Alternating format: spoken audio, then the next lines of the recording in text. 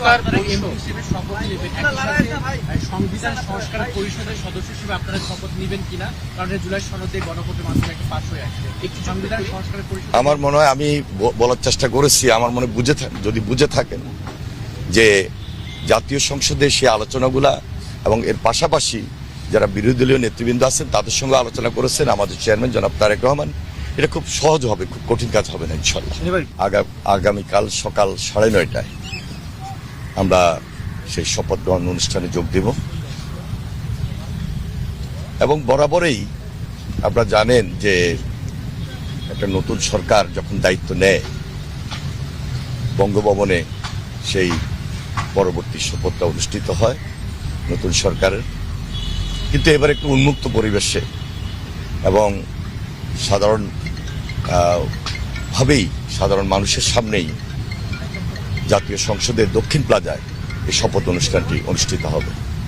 এই ব্যাপারে আমরা সর্বাত্মক সহযোগিতা করছি, সমন্বয় করছি দলের পক্ষ থেকে। আমরা বিশ্বাস করি যে একটা দায়িত্ব এবং এই দায়িত্বটুকু খুব কঠিন এবং আমাদের উপর একটা আমানত।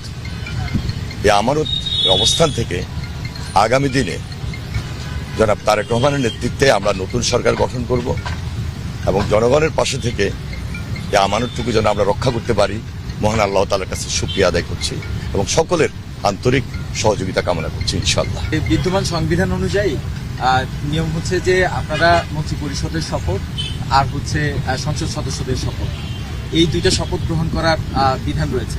তো সেই ক্ষেত্রে জুলাই সনদের ব্যাপারে আসলে যদি শপথের চিন্তা ভাবনা থাকে, আপনাদের ওপিনিয়ন কি বা আপনারা আসলে এই ব্যাপারে কি বলতে চান? দেখুন, এই ব্যাপারে তো ইতিমধ্যে জুলাই সনদের ব্যাপারে একটা হা না ভোট হয়েছে এবং সেখানে হা জয়যুক্ত হয়েছে। পরবর্তীতে যে করণীয় এটা পার্লামেন্টে আলোচনার মধ্য দিয়ে নির্ধারিত যে আলোচনাগুলো সমাপ্তকরণ, এবং সেটা আমার মনে হয় খুব একটা কঠিন হবে না। গতকালকে আপনারা লক্ষ্য করেছেন আমাদের চেয়ারম্যান জনাব তারেক রহমান ইতিমধ্যে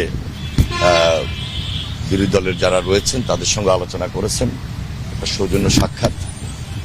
এরপরও তো কিছু কাজ থাকে যে আলোচনাগুলো পার্লামেন্টে হবে, পার্লামেন্টের বাইরেও হবে। সে আলোচনা করার মধ্য দিয়ে একটা সমন্বয়ের মাধ্যমে সবকিছুকে সম্মান এবং শ্রদ্ধার জায়গা রেখেই আমরা সমাপ্ত করবো ইনশাল্লাহ। সংবিধান সংস্কার পরিষদের সদস্য হিসেবে আপনারা শপথ নেবেন কিনা? কারণ জুলাই সনদে গণভোটের মাধ্যমে একটা পাস হয়ে আসছে। একটি সংবিধান সংস্কার পরিষদ, আমার মনে হয় আমি বলার চেষ্টা